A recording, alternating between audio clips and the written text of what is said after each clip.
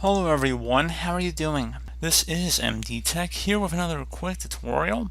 In today's tutorial, I'm going to show you guys how to go about resolving if no JVM could be found on your Windows 10 computer when trying to launch the DB Visualizer application. So this should hopefully be a fairly straightforward tutorial, and without further ado, let's go ahead and jump right into it. So we're going to start by opening up a web browser. Doesn't matter which one, but we're going to open up Google Chrome for this tutorial.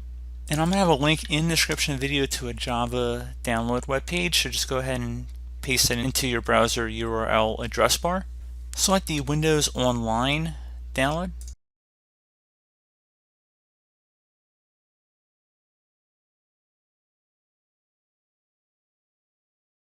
Okay, so once that download is done, just go ahead and left click on it one time to open it up. Select yes if you get a user account control pop-up. Select install.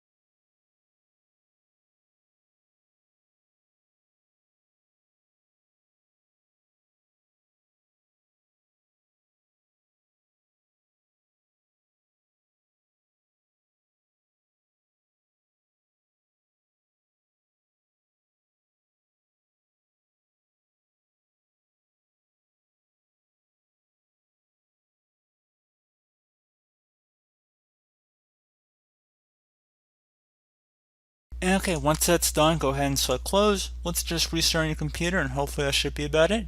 So as always, thank you guys for watching this brief tutorial. I do hope I was able to help you out, and I do look forward to catching you on the next tutorial. Goodbye.